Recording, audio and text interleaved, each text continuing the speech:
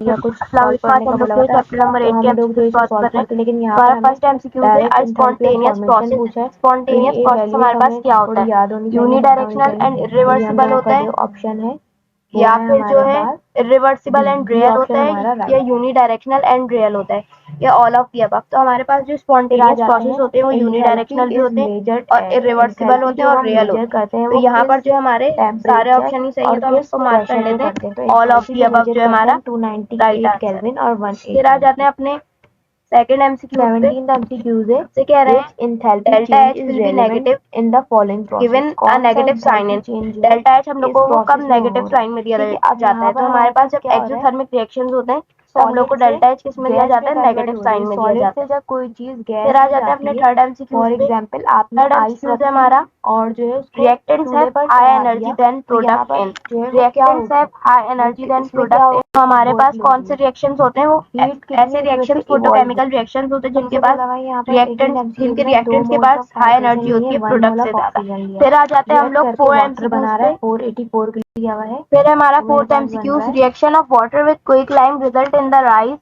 in the temperature of the system using the concentration change indicate the अब nature हमें of देखो reaction। यहाँ पर मुझसे 2 बोल रहे हैं कि मोल्स हमारे मैंने पास जो है यहाँ हाइड्रोजन पर लिए हैं, रिएक्शन हो 1 रहा है मोल वाटर में मैंने क्विकलाइम के ऑक्सीजन साथ, लिए। और जो तो है यहाँ पर मेरे पास क्या, टेम्परेचर की कितने वजह से मोल्स बनेंगे टेम्परेचर वाटर के, राइज है हमारा सिस्टम का। 2H2O, यूजिंग द मतलब मेरे पास 2 मोल्स वाटर बन गए। कंसंट्रेशन चेंज को तो यूज करते हुए 484 नेचर को ऑफ द रिएक्शन हमारे मुझे जो पास है क्या टोटल होगी? हीट तो बताइए यहाँ पर उन्होंने। जब अब मैं टेम्परेचर क्या राइज हो रहा है करूँगी, तो यहाँ पर मुझे जो है कितने हमारे मोल्स पास की बताइए, हीट भी एक्सोथर्मिक बताइए वाटर रिएक्शन हो रहा है। मॉलिक्यूल की, 2 फिर मॉलिक्यूल्स आ की जाते बताइए हैं 5 484। एमसीक्यूज अब पे मैं अपने। इसको 2 से डिवाइड कर लूंगी फिफ्थ तो मुझे एमसीक्यूज है पता चल हमारा विच जाएगा ऑफ द 1 फॉलोइंग मोल पर एंथैल्पी कितनी चेंजेस मेरे पास ऑलवेज हीट एट आ रही है, इवॉल्व हो एक्सोथर्मिक। रही है। तो हमारे पास यहाँ पर कौन जो से है मेरे एंथैल्पी पास जो है चेंज है जो राइट हमेशा ऑप्शन है, क्या होता है? इसको जब मैं एक्सोथर्मिक डिवाइड होता है। करूंगी मेरे पास इसके आएगा लिए हमारे पास -242 जो टू है make the following equation. Enthalpy of formation में क्या सेम होते चीज हैं? इसमें एक्सोथर्मिक कहाँ पर आ रिएक्शन रहा होते है, हैं, हमारे पास और इन ऑप्शन में से तो हमारे एक्सोथर्मिक पास में आ जो रहा है है हमारे पास H2SO4 बॉन्ड की MgOH फॉर्मेशन।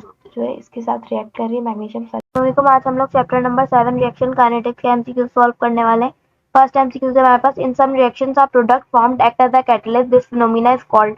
क्या बोल रहे हैं कि मेरे पास कुछ रिएक्शन होते हैं जो प्रोडक्ट फॉर्म्ड, जो प्रोडक्ट बनती है वो किसकी तरह काम कर रही होती है? उसके अंदर कैटलिस्ट की तरह काम कर रही होती है। दिस फिनोमेना, इस फिनोमेना को हम क्या बोलते हैं?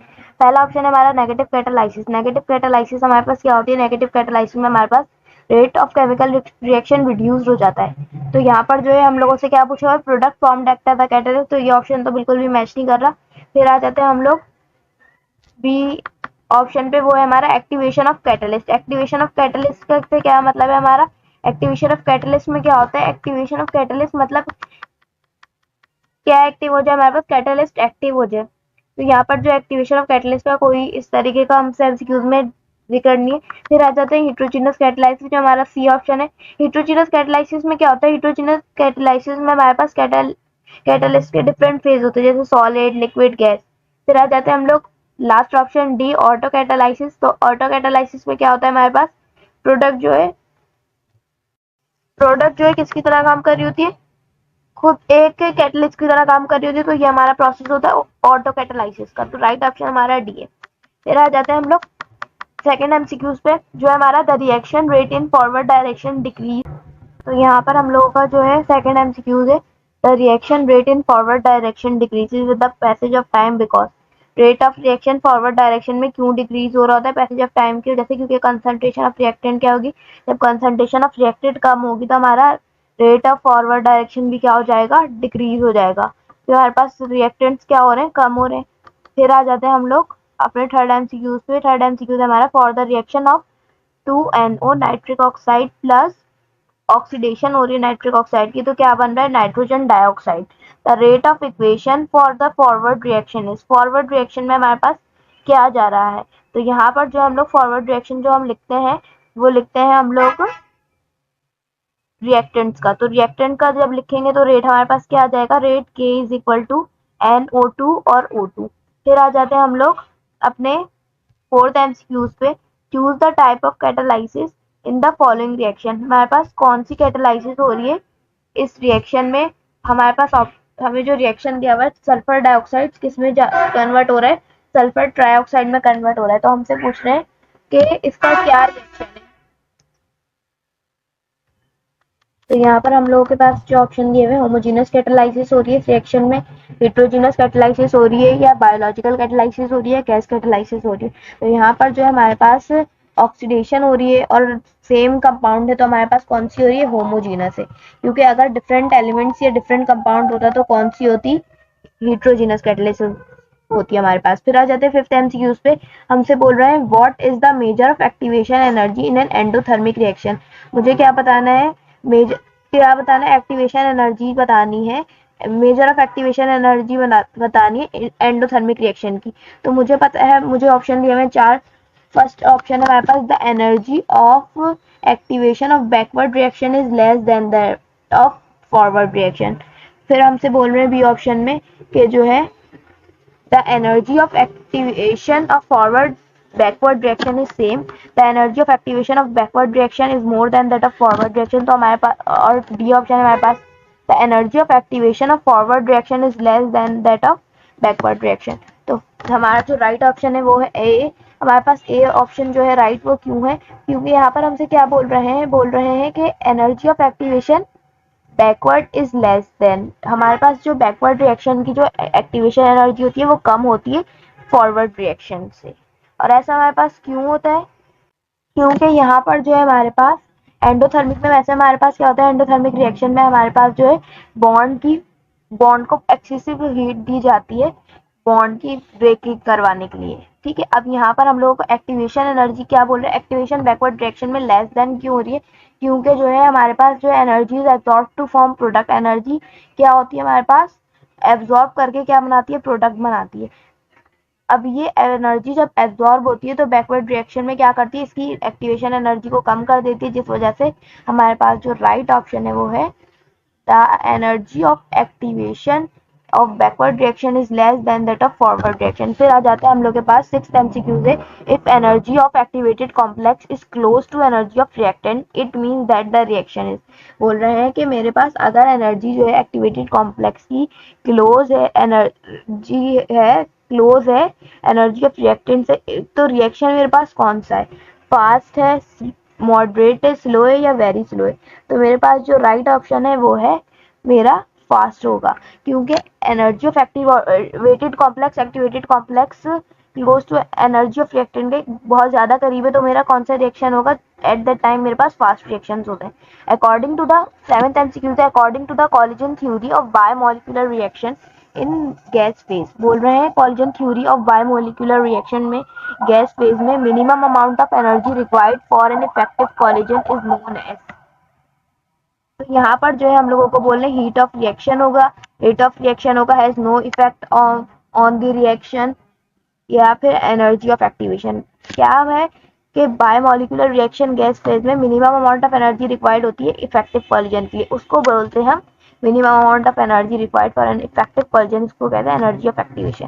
फिर आ जाते हैं 8 टाइम्स यूज पे, if the energy of activation of a chemical reaction is very low, energy of activation जो है केमिकल रिएक्शन की बहुत ज्यादा लो है, the rate of chemical reaction is observe to be very high because, क्यों मेरे पास जो है रेट ऑफ रिएक्शन केमिकल का बहुत ज्यादा हाई आ रहा है जब मेरे पास एक्टिवेशन एनर्जी लो है।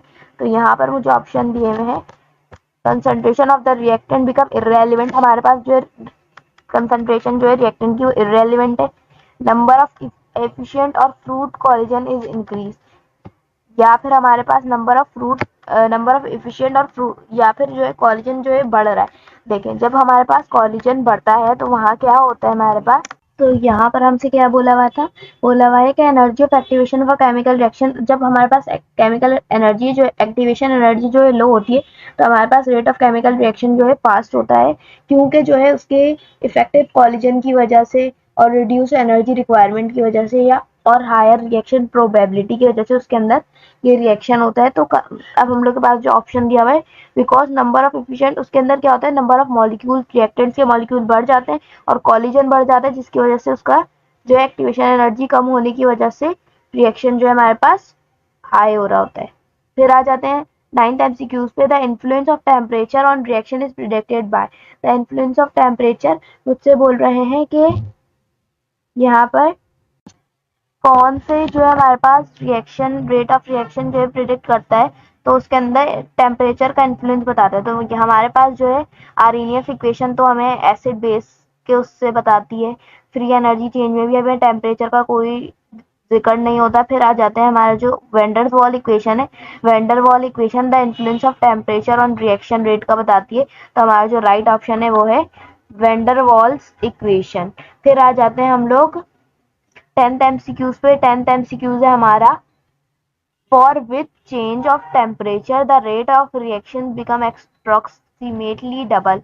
किस चेंज ऑफ टेम्परेचर पर मेरे जो रेट ऑफ रिएक्शन है वो क्या हो जाएगा, अप्रोक्सीमेटली डबल हो जाएगा। तो मेरे पास जो है राइट ऑप्शन है 10 डिग्री सेल्सियस या 10 केल्विन। तो मेरे पास बोथ टेम्परेचर पे क्या होगा, बोथ ए एंड बी पर मेरे पास रिएक्शन जो है डबल हो जाएगा। फिर आ जाते हैं अपने 11th एमसीक्यूज पे। 11th एमसीक्यूज है हमारा it is experimentally found that catalyst is use to. Catalyst जो है हम यूज करते हैं lower the activation energy, activation energy को कम करने के लिए, लोअर द पीएच, पीएच को कम करने के लिए हम एक्टिवेशन एनर्जी जो है कैटलिस्ट को जब हम यूज करते हैं तो हम उसमें जो है लोअर द एक्टिवेशन एनर्जी ही कर रहे होते हैं कैटलिस्ट यूज करके, ताकि जो है रिएक्शन जो है जल्दी हो जाए हमारे पास। हमारा राइट ऑप्शन जो है ये है lower the pH. PH decrease करने से मेरे पास जो है रिएक्शन में किसी और तरफ चला जाएगा और उसकी वजह से मेरे पास जो है अनडिजायर्ड प्रोडक्ट्स बन सकती हैं। तो इसलिए जो है हम लोअर द पीएच ऑप्शन को नहीं कर सकते। जो है increase the activation energy, activation energy अगर मैं बढ़ा दूंगी तो मेरे पास जो है बॉन्ड ब्रेकिंग इतनी तेज नहीं होगी, तो यहाँ पर जो है ये ऑप्शन भी यूज नहीं हो सकता। और फिर आ जाता है decrease the temperature of other reactants. क्या कर दूं, रिएक्टेंट का टेम्परेचर डिक्रीज कर दूं। टेम्परेचर डिक्रीज करने पर मेरा जो है अगर रिएक्शन ही नहीं हुआ तो यहाँ पर जो है हमारे पास जो राइट ऑप्शन है it is experimentally found that catalyst is use to. Catalyst हम यूज किस लिए करते हैं, कैटलिस्ट जो हम यूज करते हैं लोअर द एक्टिवेशन एनर्जी। फिर हम लोग के पास एक कंपाउंड एक 12th एमसीक्यू है which one of the following graph is representation for more rapid catalysed reaction. बोल रहे हैं मुझे ये बताओ, एक मुझे दिया हुआ है अनकैटलाइज्ड रिएक्शन, एक दिया हुआ है कैटलाइज्ड रिएक्शन। मुझे बोल रहे हैं कि बताओ मोर रैपिड कैटलाइज्ड रिएक्शन किस में हो रहा है। तो यहाँ पर अगर मैं देखूँ जो कैटलाइज्ड रिएक्शन है कैटलिस्ट यूज करने से मेरे पास कहाँ हो रहा है, ये फास्ट हो रहा है मेरे पास, यहाँ से लेकर यहाँ तक में ही मेरा क्या हो गया, कैटलाइज्ड रिएक्शन हो गया। तो ये जो है मेरा बी ग्राफ जो है रैपिड कैटलाइज्ड रिएक्शन शो कर रहा है। और बाकी का अगर मैं देखूँ तो यहाँ पर क्या है मेरे पास, देखिए इतना ज्यादा जो है रैपिड नहीं है। यहाँ से पूरे यहाँ तक का टाइम अचीव करने के बाद उसने जो है कैटलाइज्ड रिएक्शन शो किया है। और यहाँ पर भी सबसे ज्यादा जो है हमारे पास रैपिड कैटलाइज्ड रिएक्शन जो है बी में, तो बी ऑप्शन मेरा राइट है। फिर आ जाते हैं 13th एमसीक्यूज पे। रोल ऑफ कैटलिस्ट ना chemical reaction is to. Catalyst किसका काम करता है, increase rate of reaction, rate of reaction को बढ़ा देता है, या फिर जो है मेरे पास decrease yield of reaction, yield पर फर्क आता है कैटलिस्ट यूज करने से, या फिर जो है मेरे पास decrease rate of, C option है डिक्रीज रेट ऑफ रिएक्शन। तो और ना डिक्रीज करता है रेट ऑफ रिएक्शन को, ना उसकी यील्ड पर कोई फर्क पड़ता है, सिर्फ वो रेट ऑफ रिएक्शन को क्या कर देता है, फास्ट कर देता है, जिसकी वजह से हमें प्रोडक्ट जो है वो जल्दी मिल जाती है कैटलिस्ट यूज करने से। Glucose is converted into ethanol by the enzyme. Glucose जो है किस में कन्वर्ट हो रहा है, इनटू इथेनॉल में बाय द एंजाइम। कौन सा एंजाइम उसमें प्रेजेंट होता है, इन द ईस्ट, ईस्ट के अंदर कौन सा एंजाइम प्रेजेंट होता है, जाइमेज का। फिर आ जाते हैं हम लोग 15th एमसीक्यूज पे। In zero order reaction the rate reaction is independent of. Zero order reaction में हमारे पास जो रेट होता है इंडिपेंडेंट होता है वो किस पर होता है, तो हमारे पास जो है रेट इंडिपेंडेंट होता है टेम्परेचर ऑफ द रिएक्शन पर। जीरो ऑर्डर रिएक्शन में हमारे पास टेम्परेचर की कोई रिक्वायरमेंट नहीं होती। फिर आ जाते हैं अपने 14th एमसीक्यूज पे। 14th एमसीक्यूज पे हमारे पास क्या बोल रहे हैं, बोल रहे हैं कि अब हमारे पास 16 एमसीक्यूज आएगा। रिएक्शन दिया हुआ है 2A plus B product, 2A और B कंबाइन हो रहा है तो मेरे पास क्या बन रही है, एक प्रोडक्ट बन रही है। If the reactant be in excess, मेरे पास जो है कोई चीज एक्सिस में है, तो मेरे पास बी क्या है, 16 में मेरे पास बी जो है एक्सिस में है। तो यहाँ पर जो है the order of reaction with respect to A in the given rate law, rate के मुझे क्या बताना है, मुझे रेट लॉ बताना है। तो यहाँ पर जो है मेरा रेट लॉ, अब यहाँ पर देखें हमारे पास बी तो एक्सिस में, तो बी का रेट ऑफ रिएक्शन हम काउंट ही नहीं करेंगे। हमारे पास क्या आ गया, ए स्क्वायर आ गया, ए स्क्वायर आ गया, मतलब हमारे पास 2 आ रहा है, तो हमारे पास कौन सा ऑर्डर रिएक्शन है, सेकेंड ऑर्डर रिएक्शन है। फिर आ जाते हैं फर्स्ट एमसीक्यूज पे। फर्स्ट एमसीक्यूज है हमारा 17th एमसीक्यूज है अब हमारा।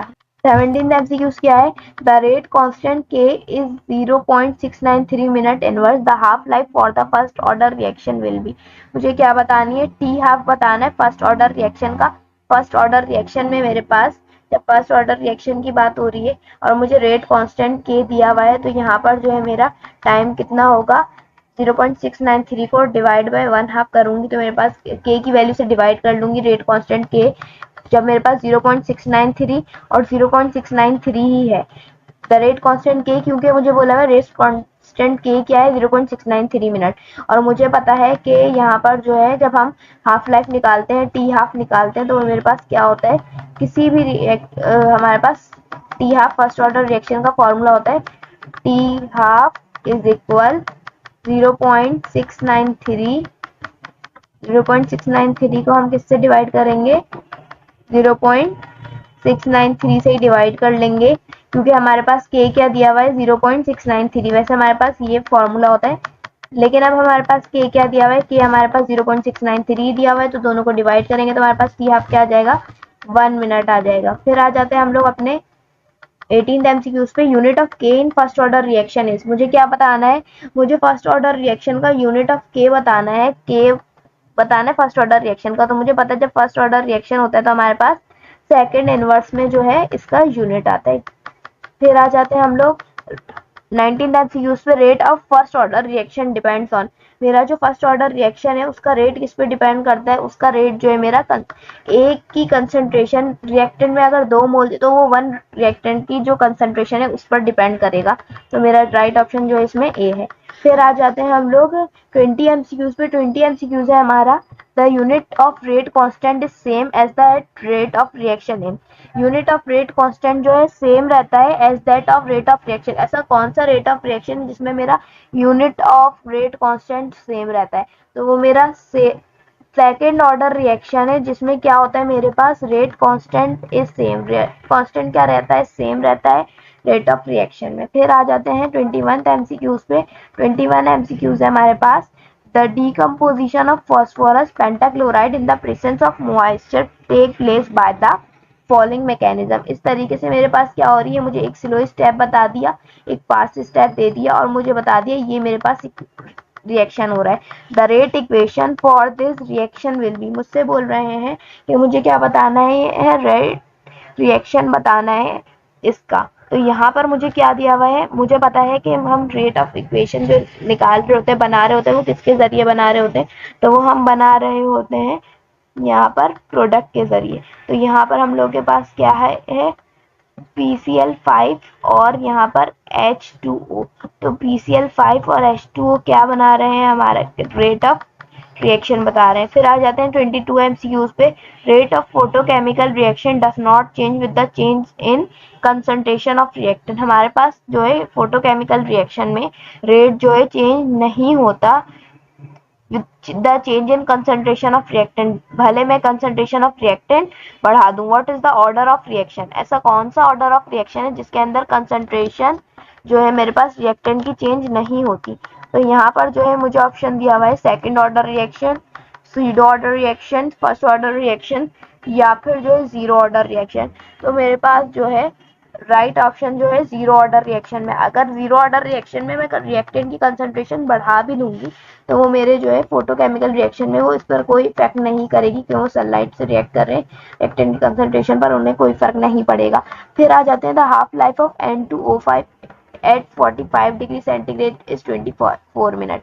हाफ लाइफ जो है N2O5 की कितनी है, 24 मिनट है। How long will it take for the sample of N2O5 to decay 25% of its original concentration. बोल रहे हैं ये अपनी ओरिजिनल कॉन्सेंट्रेशन पर जब ब्रेक होगा, डीके होगा इसके अंदर, तो वो कितने मिनट्स पर होगा।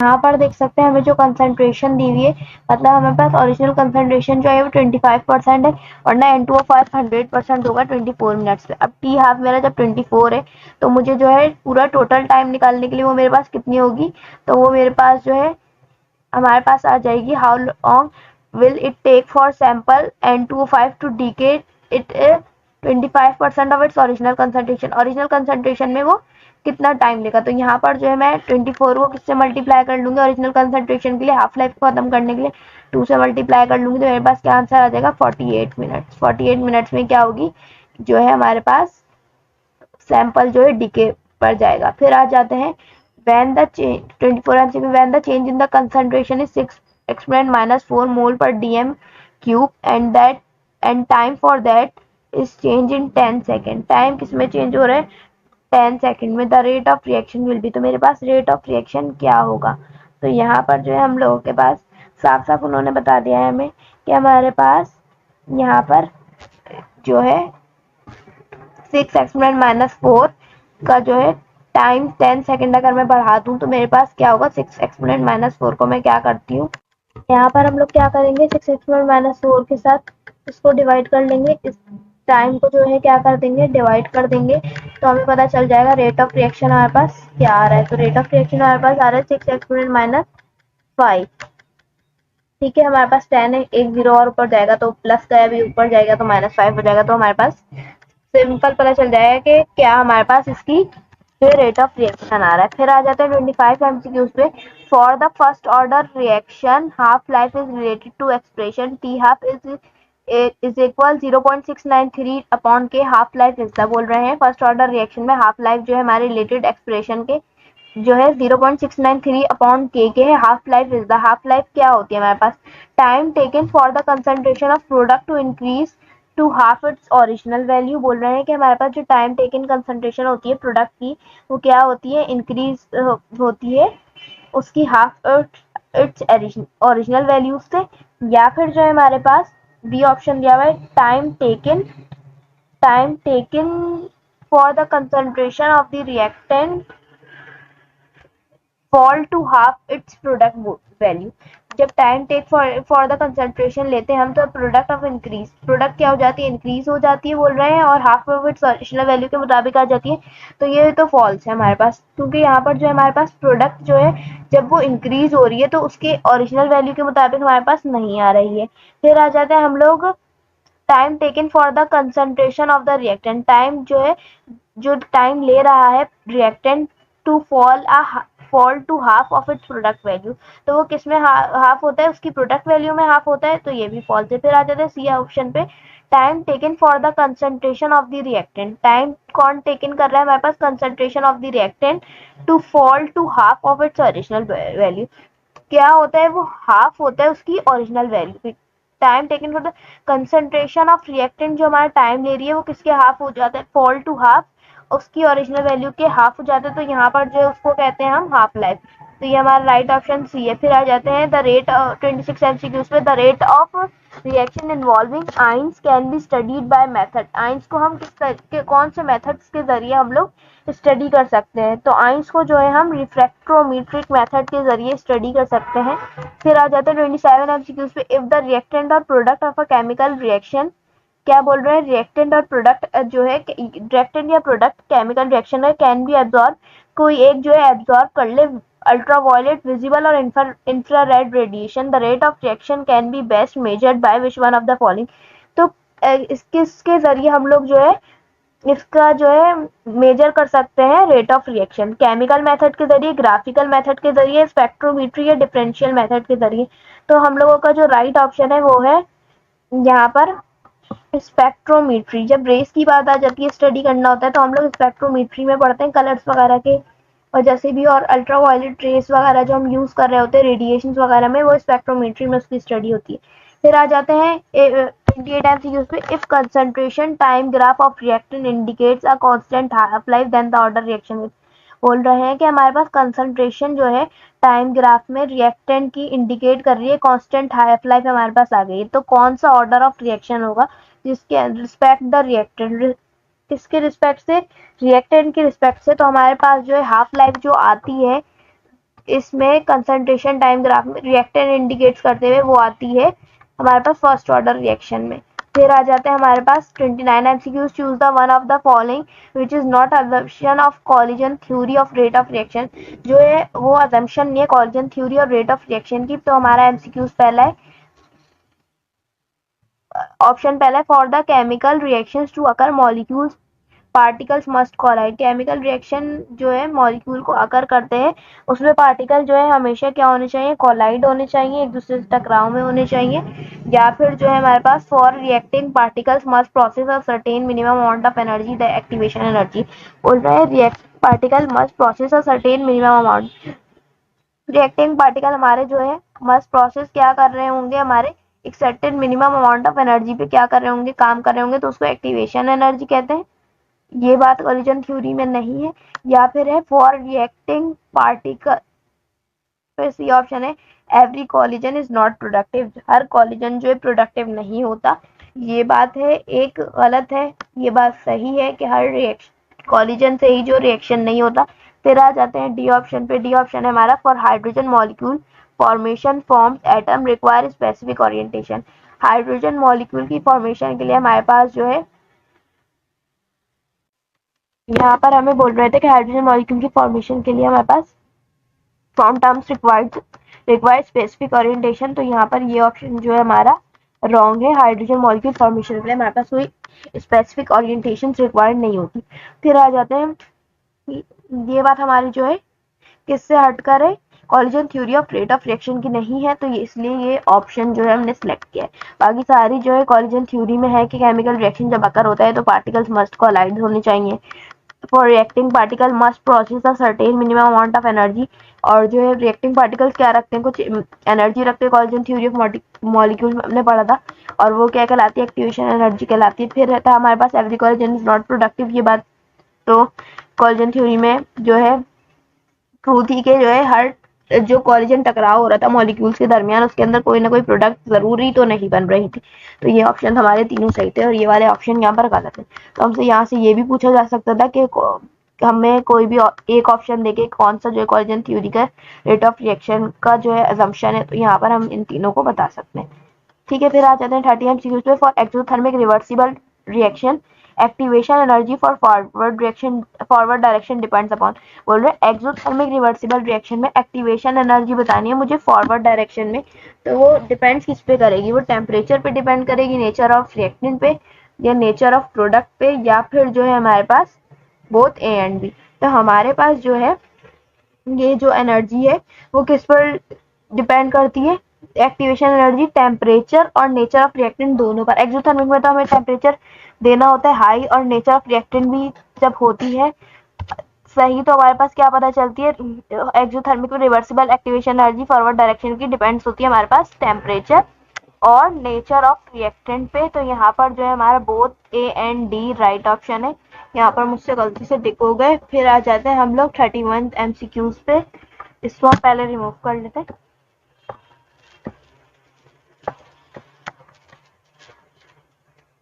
पर हम लोग का जो 31 MCQs है हमसे वही MCQs रिपीट हुआ है। What is the measure of activation energies and endothermic reaction. तो मुझे पता है, ये वजह हम पहले भी डिस्कस कर चुके हैं। The energy of activation of backward reaction is less than that of forward reaction. और ये भी पढ़ चुके हैं कि क्यों जो है backward reaction is less than that of forward reaction, energy of activation की वजह से एंडोथर्मिक रिएक्शन में। ये भी हम रीजन भी डिस्कस कर चुके हैं। फिर आ जाते हैं, the unit of the rate constant is same as that of rate of reaction. मुझसे पूछ रहे हैं unit of rate constant is same as that of rate of reaction मुझे बताना है। तो यहाँ पर मुझे 4 ऑप्शन दिए हुए कि यूनिट ऑफ रेट कांस्टेंट किसमें जो है रेट ऑफ रिएक्शन के बराबर होता है, तो वो है मेरा राइट ऑप्शन जो है जीरो ऑर्डर रिएक्शन में हमारे पास यूनिट ऑफ रेट कांस्टेंट जो हमारा रेट ऑफ रिएक्शन के बराबर होता है। फिर आते हैं 33 MCQs पे। The study of rates of chemical reaction किस कौन सी ब्रांच है जिसके अंदर हम स्टडी करते हैं रेट्स ऑफ केमिकल रिएक्शन पे, और फैक्टर इफेक्ट के कौन कौन से फैक्टर जो है इफेक्ट कर सकते हैं रेट ऑफ केमिकल रिएक्शन को। तो यहाँ पर हम लोगों का जो ऑप्शन दिया हुआ है, थर्मोडायनेमिक्स, स्टीशियोमेट्री। थर्मोडायनेमिक्स में हम हीट और उसकी जो है फ्लो को पढ़ते हैं, स्टीशियोमेट्री में हम मॉलिक्यूल्स का रेशियो को पढ़ते हैं, इलेक्ट्रोकेमिस्ट्री में हम जो है इलेक्ट्रिकल करंट और उसके फ्लो के बारे में पढ़ते हैं, और केमिकल काइनेटिक्स में हम ये सब पढ़ते हैं, rates of reaction, rates of chemical reaction. फिर आ जाते हैं उसकी स्पेसिफिक कंडीशंस वगैरह को पढ़ते हैं। फिर आ जाते हैं 34 MCQs पे, वो है हमारा for which reactions A gaseous product converted into product. When the concentration of A gases doubles, the rate of reaction increase fourfolds, which mean it is बोल रहे हैं जब मैंने कंसंट्रेशन ए की डबल करी तो रेट ऑफ रिएक्शन क्या हो गया, मेरा 4 टाइम बढ़ गया। ठीक है, जब 4 टाइम मेरे पास रिएक्शन बढ़ गया तो वो कौन सा रिएक्शन है मेरे पास, ठीक है, विच मीन इट इज कौन सा रिएक्शन है, तो ये मेरा जो है सेकंड से फोर्थ में चला गया तो मेरा सेकंड ऑर्डर रिएक्शन है। फिर आ जाते हैं हमारे पास जो है 35 MCQs है, for which of the following order reaction the rate of reaction is inversely proportional to the concentration of reactant। हमारे पास कौन सा ऐसा रेट ऑफ रिएक्शन है जिसके अंदर जो है हमारा रेट ऑफ रिएक्शन किसके इनवर्सली प्रोपोर्शनल हो जाता है, कंसंट्रेशन ऑफ इट रिएक्शन के। तो हमारे पास जो है वो रेट ऑफ रिएक्शन है नेगेटिव ऑर्डर रिएक्शन, क्योंकि यहाँ पर हमारे पास नेगेटिव का साइन आने लग जाता है। फिर आ जाते हैं कैटलिस्ट कैन, कैटलिस्ट हमारे पास क्या करता है, इंक्रीज रेट ऑफ रिएक्शन को बढ़ा देता है। फिर आ जाते हैं 37 MCQs पे, 36 MCQs हम पहले भी डिस्कस कर चुके हैं इसलिए अभी हम डिस्कस नहीं कर रहे हैं। फिर आ जाते हैं हम 37 MCQs पे, energy required to start a reaction is called, जो एनर्जी हम लोग देते हैं रिएक्शन को स्टार्ट करने के लिए वो कौन सी एनर्जी कहलाती है, तो वो मेरी कहलाती है एक्टिवेशन एनर्जी। ठीक है, आयोनाइजेशन एनर्जी जो है आयंस वगैरह को तोड़ने के लिए, बॉन्ड एनर्जी जो है बॉन्ड डिसोसिएट करने के लिए, लैटिस एनर्जी हमारे आयोनिक उसमें पाई जाती है। तो यहाँ पर जो है लैटिस एनर्जी क्रिस्टलाइन सिस्टम को जब हम पढ़ते हैं तब आती है हमारे पास। तो एनर्जी जो रिएक्शन को स्टार्ट करने की होती है वो हमारे पास एक्टिवेशन एनर्जी होती है।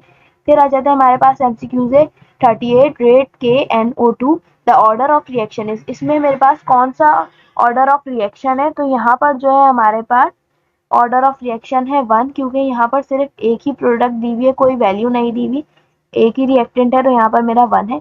फिर आ जाते हैं when rate of reaction is measured by the amount of radiation, rate of reaction जो है मेजर किया जाए अमाउंट ऑफ रेडिएशन एब्जॉर्ब जब होती है, तो इसको किस में पढ़ते हैं, तो हम जो जब रेडिएशन की बात करते हैं तो मैंने ऊपर भी डिस्कस किया, हम इसको स्पेक्ट्रोमेट्री में पढ़ते हैं, विजिबल रेज और जो है हमारे पास अल्ट्रावायलेट रेज वगैरह को। What is the overall order of this rate of reaction, मुझसे बोल रहे हैं कि मुझे मेरे पास ओवरऑल रेट ऑफ रिएक्शन क्या होगा इस रिएक्शन का, जब कि मेरे पास दिया हुआ है NO2 और H2, तो यहाँ पर जो है मेरे पास जो है ओवरऑल रिएक्शन जो है मेरे पास 3 होगा।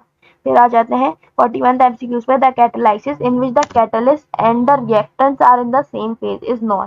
बोल रहे हैं कैटालाइसिस में जो कैटलिस्ट जो है हमारा कैटलिस्ट और reactant are in the same phase पे, तो इसको हम क्या कहेंगे, कौन सी कैटालाइजेशन कहेंगे, हेट्रोजीनस कैटालाइसिस, होमोजीनस कैटालाइसिस या फिर स्लो या फास्ट। तो यहाँ पर जो है हम इसको क्या कहते हैं, कैटलिस्ट और रिएक्टेंट सेम फेज में है तो हम इसको स्लो, ये हमारा स्लो रिएक्शन देंगे। फिर आ जाते हैं स्लो कैटालाइसिस वगैरह। फिर आ जाते हैं what is incorrect about activated complex, क्या चीज जो है एक्टिवेटेड कॉम्प्लेक्स के बारे में जो है हमारे पास गलत है यहाँ पर जो दी हुई उस ऑप्शन में से, तो it is high energy species, activated complex है तो एक्टिव वो कब होगा, जब उसकी एनर्जी स्पीशी हाई होगी। अच्छा, फिर आ जाते हैं it is a stable species, incorrect है ये बात, एक्टिवेटेड कॉम्प्लेक्स कभी भी स्टेबल स्पीशी नहीं होता हमारा, एक अनस्टेबल स्पीशी होता है जिसकी वजह से वो एक्टिव रहता है। फिर आ जाते हैं पोटेंशियल एनर्जी, फिर हमारा डी ऑप्शन है potential energy is maximum at activated complex state, potential energy maximum हो जाती है एक्टिवेटेड कॉम्प्लेक्स स्टेट पे, तो ये बात हमारी ठीक है। और इट इज अनस्टेबल स्पीशी, ये बात भी ठीक है। It is high energy species, जो बात गलत है वो it is stable species, activated complex जो है हमारे स्टेबल स्पीशी नहीं होते क्योंकि वो रिएक्शन करते रहते हैं और अपने आप को स्टेबल करने की कोशिश में लगे रहते हैं, इसलिए तो वो स्टेबल कभी नहीं होते। फिर आ जाता है the unit of rate of constant is same as that of rate of reaction in which the following order. हमारे पास ये एमसीक्यूज भी रिपीट हो चुका है, 2 दफा रिपीट हो चुका है। हमसे बोल रहे हैं रेट कांस्टेंट जो है सेम होता है रेट ऑफ रिएक्शन के, तो वो हमारे पास होता है 0 ऑर्डर रिएक्शन में। फिर आ जाते हैं हम लोग 44 MCQs पे, if the reaction is first order with respect to a reactant, reactant के मुताबिक एक फर्स्ट ऑर्डर रिएक्शन है, then the rate of reaction will be, rate of reaction क्या हो गया मेरे पास जो है कंसंट्रेशन जो है रिएक्टेंट की डबल हो गई। फिर मेरे पास जो है रेट ऑफ रिएक्शन में जो है कंसंट्रेशन वो क्या हो गई, डबल हो गई, तो मेरे पास रेट ऑफ रिएक्शन क्या होगा, तो यहाँ पर भी मेरे पास रेट ऑफ रिएक्शन डबल ही हो जाएगा। फिर आ जाते हैं 45 MCQs पे, वो है हमारे पास The unit of rate of constant K is dm cube mole inverse second inverse for a chemical reaction. The order of reaction is, ये कौन सा order of reaction है? तो ये मेरे पास जो order of reaction है वो है मेरा सेकेंड ऑर्डर रिएक्शन है, जिसमें जो है हमारे पास के ये आता है।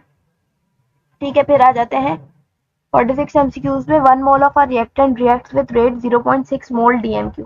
बोल रहे हैं मेरे पास 1 मोल रिएक्टेंट है जो है रिएक्ट कर रहा है कितने रेट से? 0.6 से। What is the rate constant to this rate of reaction if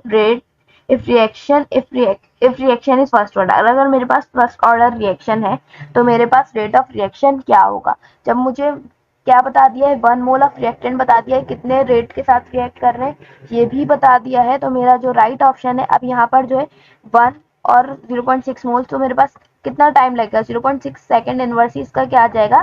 unit आ जाएगा। फर्स्ट ऑर्डर रिएक्शन की बात हो रही है तो फर्स्ट ऑर्डर रिएक्शन को हम इससे रिप्रेजेंट करते हैं एस इनवर्स, इसका यूनिट ऑफ के होता है। फिर आ जाते हैं 47 एमसीक्यूज पे। The thermal decomposition of nitrogen pentoxide in gaseous state follows which one of the following order of reaction? इस ये जो मेरे पास दिया हुआ है ये मेरा कौन सा ऑर्डर ऑफ रिएक्शन है? तो ये मेरा जो है फर्स्ट ऑर्डर रिएक्शन।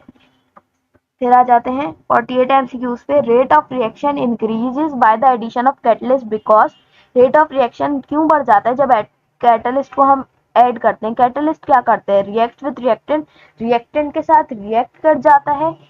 नहीं, हमारे पास कैटलिस्ट जो है रिएक्ट नहीं करता, या उसकी एनर्जी ऑफ एक्टिवेशन डिक्रीज करता है ना, एनर्जी ऑफ एक्टिवेशन को डिक्रीज करता है, बल्कि कैटलिस्ट हमारे पास रिएक्ट करता है प्रोडक्ट के साथ और प्रोडक्ट फॉर्म करने के लिए रिएक्ट करता है।